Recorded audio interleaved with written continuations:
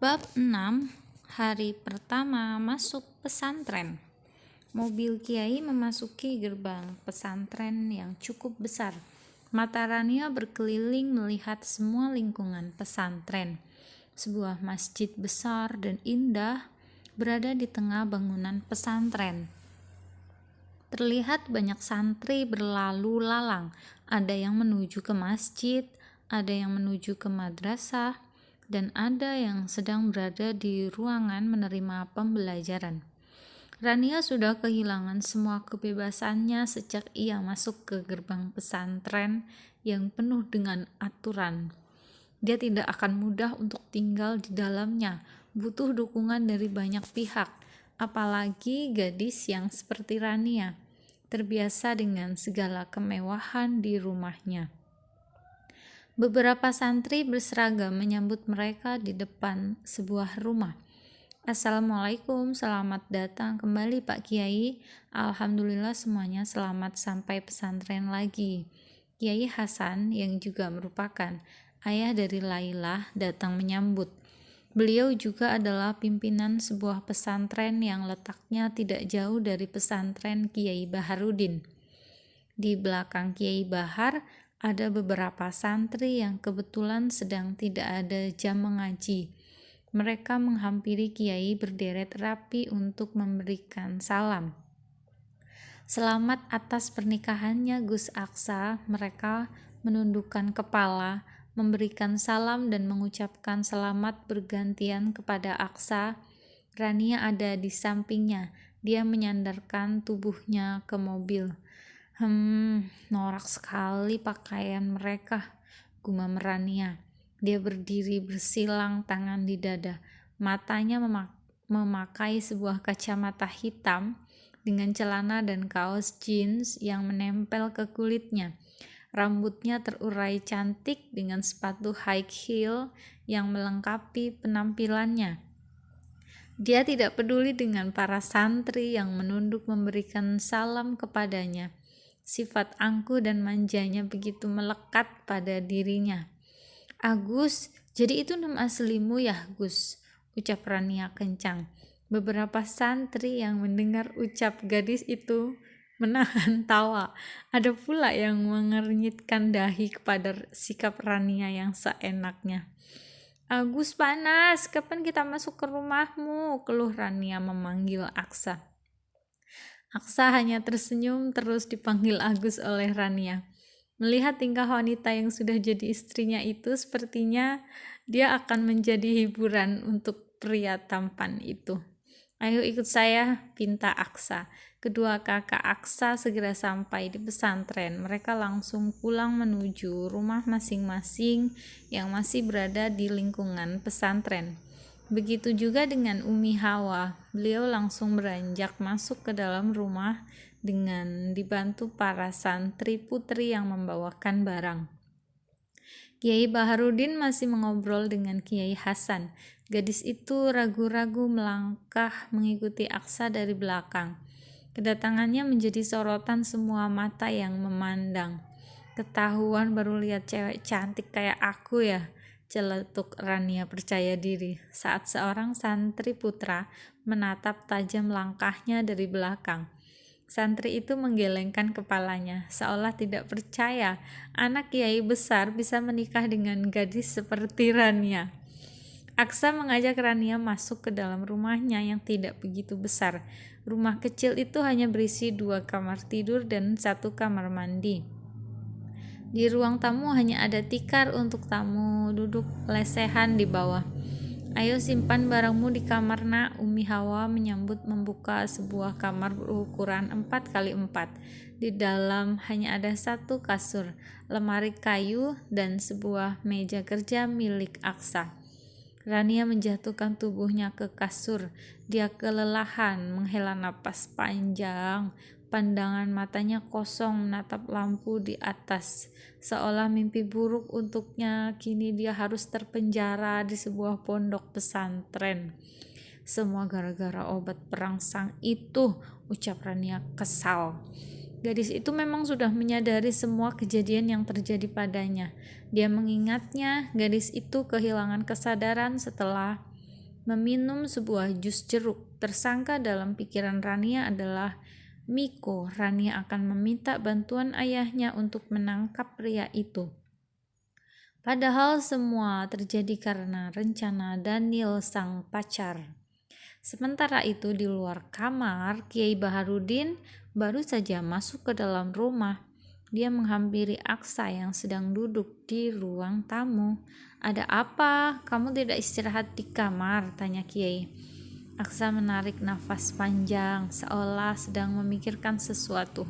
Pria itu sedang memikirkan Laila. Dia bingung akan mengatakan apa jika bertemu dengan calon istri yang dijodohkan padanya. "Aksa, kamu harus bisa mendidik istrimu. Abah tahu itu tidak akan mudah, mengingat wataknya yang manja. Tapi takdir Allah sudah menjadikan dia istrimu. Pelan-pelan saja, semua perubahan butuh waktu. Coba sedikit demi sedikit, berikan sedikit kedisiplinan untuknya, agar dia belajar bertanggung jawab." "Iya bah, Aksa mengerti. Nanti pelan-pelan Aksa bimbing untuk berubah. Dan untuk urusan Laila, kamu juga harus pelan-pelan memberitahu dia kalau kelak dia akan dimadu." Mendengar kata Laila, Aksa kembali termenung. Sejujurnya pria itu tidak siap untuk berpoligami, tapi keputusan Laila untuk menerima Rania dan membuat dirinya menjadi istri kedua cukup membuat pria itu tidak berdaya. "Baik bah, masalah itu juga akan Aksa sampaikan kepada Rania pelan-pelan. Tapi sejujurnya Aksa tidak..." Ucapan Aksa terhenti. Umi Hawa membawa teh hangat untuk keduanya. "Tidak apa, Sa. Kamu jangan menyakiti Laila. Umi tidak rela jika kamu melakukan itu. Dia sudah Umi anggap seperti putri sendiri." Ucap wanita paruh baya itu menambahkan. Aksa hanya diam, tidak menjawab. Dia meminum segelas teh hangat dan masuk ke dalam kamarnya. Ceklek. Rania yang sedang merebahkan tubuhnya langsung berdiri turun dari ranjang kecil itu. "Kenapa kamu masuk kamar tidak ketuk pintu sih? Bikin kaget aja," hardik Rania. Meski dia tahu itu kamar Aksa, tapi dia tidak terima kalau harus satu kamar dengannya. "Semalam saja dia sudah berani cium dan peluk aku. Gimana nanti malam?" Tidak. Rania menggelengkan kepala sendiri, merasa takut dengan apa yang dipikirkannya. Rania berdiri lama menunggu jawaban Aksa, menatap lekat pria di depannya dengan penuh rasa kesal yang tidak pernah ada ujungnya. "Kenapa? Ini kamar saya juga," jawab Aksa santai. Tangannya membuka kancing kemeja satu persatu. "Kamu mau apa buka baju di sini?" Kini pandangan Rania mulai tidak enak melihat Aksa membuka kemejanya. "Saya mau berganti baju." "Agus, tolong kamu ganti baju di luar saja," sergah Rania tidak tahu malu. Aksa tersenyum kembali dipanggil Agus. "Entah kenapa aku tidak bisa marah kepadamu," gumamnya. "Kenapa harus keluar? Kalau kamu gak mau lihat, tinggal balikin badan, tutup mata. Tapi kalau mau lihat, sini lebih dekat." Aksa kembali menggoda istrinya. "Dasar Agus gila," teriak Rania kesal. Dia membalikkan tubuhnya membelakangi Aksa.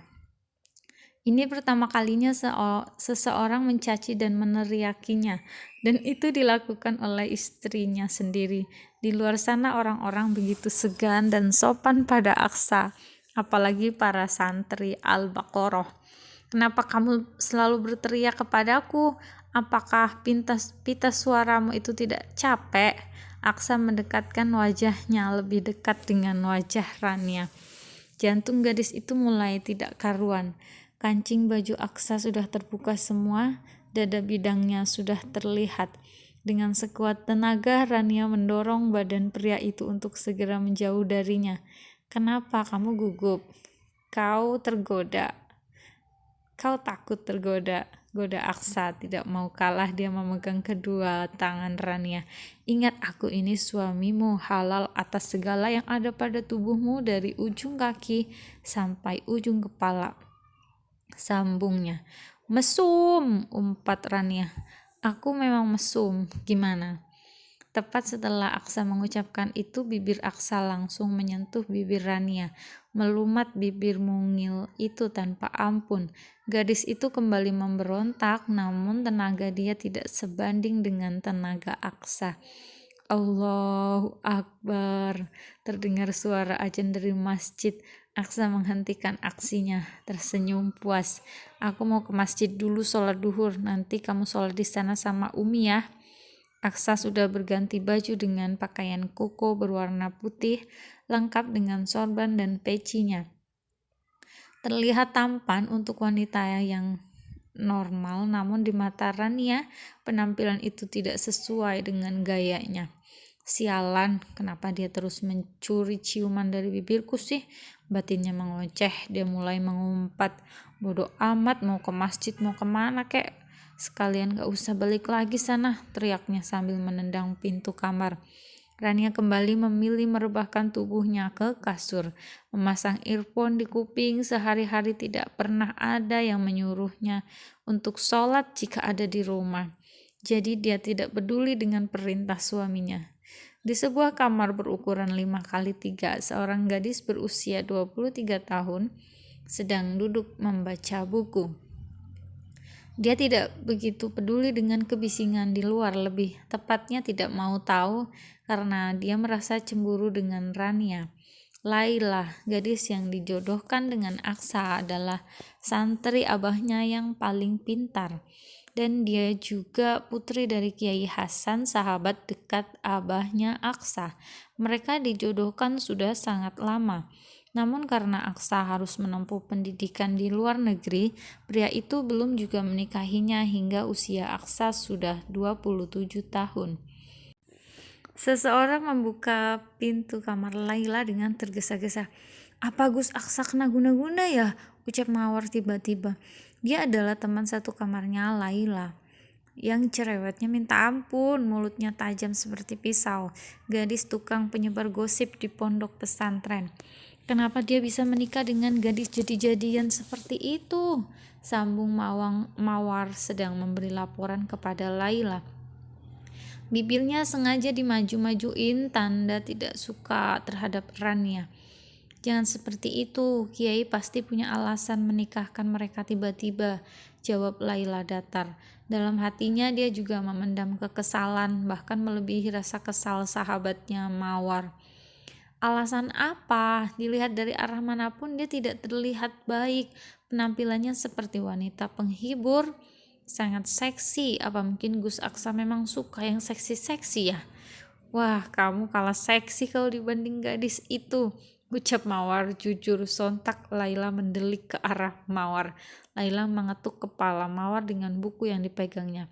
"Mulutmu itu tidak berhenti berbicara menjelekan orang lain," ucap Laila mengingatkan. "Aku hanya berkata kenyataan," bela Mawar. "Tidak apa-apa, aku kalah seksi, setidaknya di hadapan Tuhan aku lebih baik darinya," ucap gadis itu percaya diri. Tanpa disengaja ucapan Laila sudah menampakkan keirian untuk Rania. "Kalau aku jadi kamu, aku sih gak ikhlas calon suami diambil gadis jadi-jadian begitu," ujar Mawar kembali menghasut sahabatnya. "Berarti aku bukan saingannya, jadi tidak perlu khawatir, biar takdir Tuhan yang merubah semuanya lagi. Dia pasti akan terlempar sendiri dari sini karena ulahnya," gumam Laila pelan. Laila tersenyum kecut. Di dalam lubuk hatinya yang paling dalam ada rasa sakit hati untuk Rania. Gadis itu sudah mengambil semua kebahagiaannya. Cinta yang sudah lama ia tunggu-tunggu hilang dirampasnya. "Ayo kita siap-siap ke masjid," ajak Laila. "Yang jadi imam Gus Aksa loh. Aku tadi melihat Gus Aksa udah masuk ke masjid, tapi kok istrinya seksinya itu gak ikut. Kesempatan buat kamu ngobrol sama Gus. Enak aja, kamu jangan mau digantungin. Kamu itu tunangannya. Harusnya si seksi itu yang ngalah," jawab Mawar panjang lebar. Kedua gadis itu sudah bersiap-siap menuju ke masjid.